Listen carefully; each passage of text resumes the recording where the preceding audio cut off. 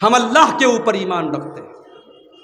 اللہ کے اوپر جو ایمان رکھتا ہے وہ مزاروں پہ جا کر کے سجدے نہیں کرتا ہے, وہ قبروں پر جا کر کے اپنی ناک نہیں رگڑتا ہے, اس کے بچے بیمار ہو جائیں تو وہ گلے میں تعویذ نہیں پہنتا ہے, اس کے ہاتھوں میں دھاگے نہیں ہوتے ہیں, اس کے گھروں میں تعویذ نہیں لٹکتے ہیں.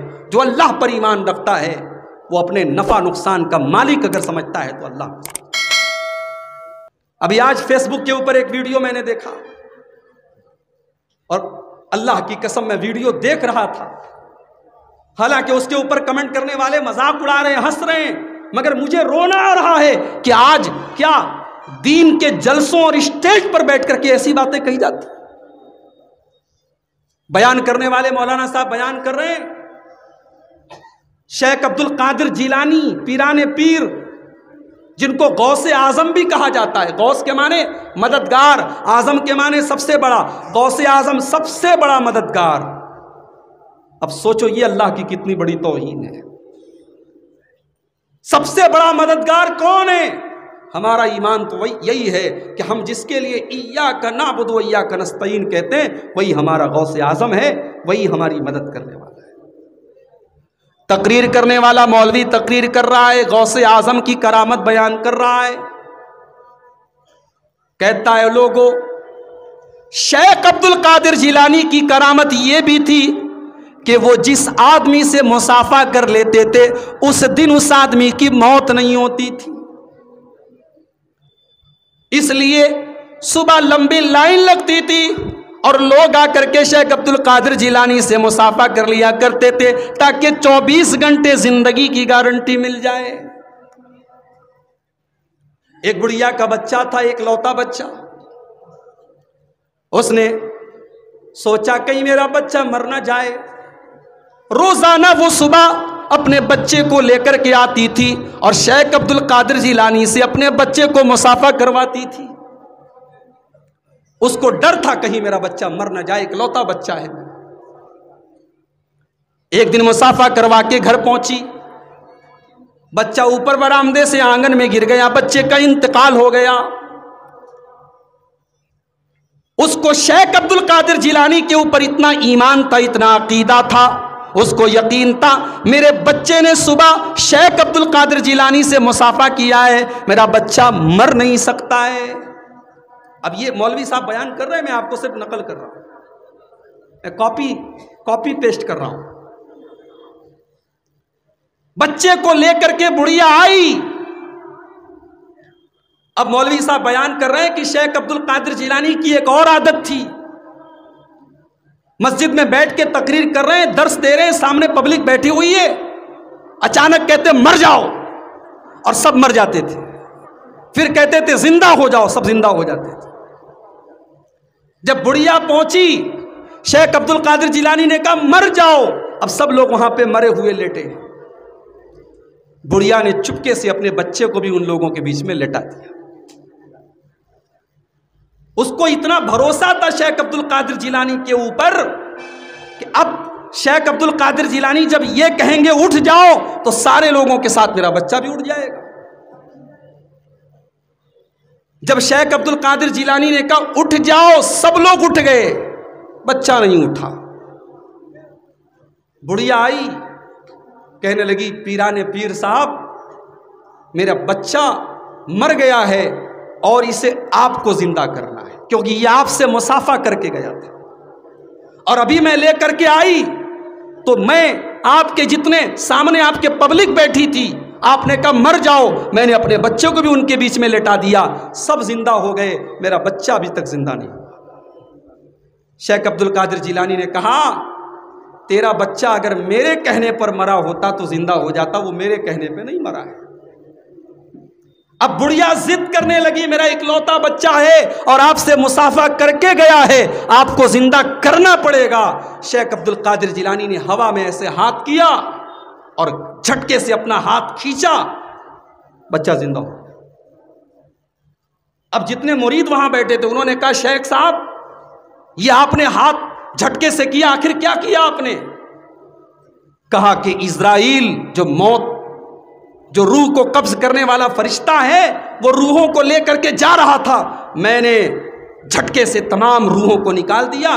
آج اس بچے کی وجہ سے جتنے مردے، جتنے لوگوں کی وہ روح لے کے جا رہا تھا، سب زندہ ہو. یہ ہے اللہ کی توہین میرے پیارے. شیخ عبد القادر جیلانی تو ایک عالم تھے. ہمارے پیارے نبی کو بھی یہ اختیار نہیں دیا گیا کہ مردے کو زندہ کر سکیں. آپ کا اپنا بیٹا ابراہیم رضی اللہ تعالیٰ عنہ آپ کی گود میں دم توڑ رہا ہے.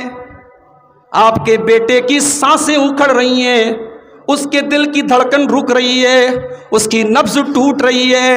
اللہ کے نبی اپنے بچے کو گود میں لیے، آپ کی آنکھوں سے آنسو جاری ہیں اور موت کے سامنے آپ بھی بے بس بنے ہوئے ہیں اور آپ بڑے درد کے ساتھ رو رہے ہیں. آپ کی آنکھوں سے آنسو جاری ہیں اور آپ یہ کہہ رہے ہیں ان العین تدمع والقلب يحزن ولا نقول الا ما يرضى ربنا.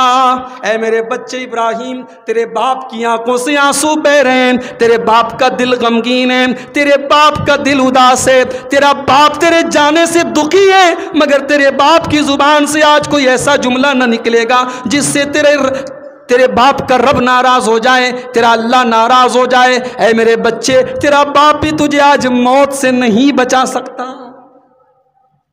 نبی اپنے بچے کو موت سے نہیں بچا سکتے. شیخ عبد القادر جیلانی جس کو چاہے زندہ کر دیں. میرے بھائیوں، یہ اللہ تبارک و تعالیٰ کی توہین نہیں ہے تو اور کیا ہے؟ اسی کو اللہ نے قرآن میں کہا وَمَا قَدَرُ اللَّهَ حَقَّ قَدْرِهِ. ان لوگوں نے اللہ کی قدر نہیں کی جیسی کرنی چاہیے تھی. تو سب سے پہلی کامیابی کی سیڑھی کیا ہے؟ ایمان لاؤ اللہ کی. میرے پیارے بھائیوں، ہم غریب ہیں، ہم مزدور ہیں، ہم کمزور ہیں، ہمارے پاس رہنے کو ڈھنگ کا مکان نہیں ہے، ہمارے پاس کھانے کو اچھا کھانا نہیں ہے، ہمارے پاس پہننے کو اچھا کپڑا نہیں ہے. لیکن اگر ایمان کی دولت ہمارے پاس ہے، رب کعبہ کی قسم ہم سے زیادہ مالدار کوئی نہیں ہے، ہم سے زیادہ دولت والا کوئی نہیں ہے، کیونکہ ایمان سے بڑی کوئی بھی دولت نہیں ہے. کل قیامت کے دن دنیا کی دولت کام نہیں دے گی.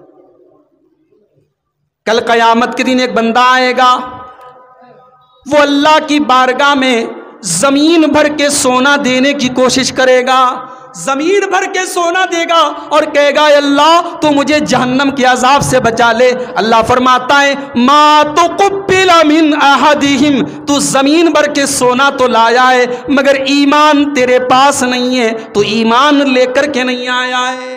ایمان ضروری ہے اور ہمیں اور آپ کو اللہ نے ایمان کی دولت دی ہے. میرے بھائیوں، اس پر ہم جتنا بھی شکر ادا کریں کم ہے. اللہ ہمارے بنارس میں آ جائیے آپ،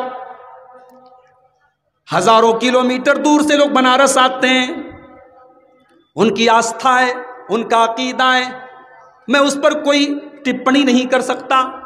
لیکن آپ غور کریں، آج ندیوں کی عبادت ہو رہی ہے، آج جانوروں کی عبادت ہو رہی ہے، آج پتھر کی بنی ہوئی شرمگاہ کی عبادت ہو رہی ہے، آج اس کے اوپر دودھ چڑھایا جا رہا ہے. میرے پیارے بھائیوں، کیا منظر، یہ منظر دیکھ کر، یہ چیزیں دیکھ کر کیا آپ کا دل اللہ کے شکر سے لبریز نہیں ہو جاتا؟ کیا آپ کے دل میں اللہ کا شکر ادا کرنے کا جذبہ نہیں پیدا ہوتا کہ اللہ نے آپ کو توحید والا بنایا، اللہ نے آپ کو ایمان والا بنایا؟ یہ اتنی بڑی دولت ہے میرے بھائیوں، دنیا کی کوئی دولت اس کا مقابلہ نہیں کر سکتی. تو پہلی شرط کیا ہے؟ قد افلح المومنون. کامیاب اگر ہونا ہے تو سب سے پہلے آپ کو اپنے اندر ایمان پیدا کرنا پڑے گا. اور جب ایمان کی بات آئی ہے تو میں چاہتا ہوں کہ بڑی پیاری حدیث آپ کو سنا دوں. ایمان کس چیز کا نام ہے؟ ذرا اس حدیث کو بھی آپ سن لیجئے. سنا تو آپ نے پہلے بھی ہوگا مگر آج اس حدیث پر میں تھوڑا کچھ الگ ڈھنگ سے روشنی ڈالنا چاہتا ہوں. حضرت عبداللہ بن عباس کہتے ہیں اللہ کے نبی صلی اللہ علیہ وسلم بیان فرماتے ہیں عرضت علی الامم، میرے سامنے بہت ساری امتوں کو پیش کیا گیا. اب یہ کب پیش کیا گیا؟ ہو سکتا ہے یہ معاملہ خواب میں ہوا ہو. اگر اللہ کے نبی نے خواب میں بھی اگر یہ چیز دیکھی ہے تو نبی کا خواب سچا ہوتا ہے. نبی خواب میں بھی اگر جو دیکھے تو وہ بالکل صحیح ہوتا ہے. اللہ کے نبی کہتے ہیں میرے سامنے بہت ساری امتوں کو پیش کیا گیا، میرے سامنے ایسے نبی بھی آئے جس نبی کے ساتھ ایک آدمی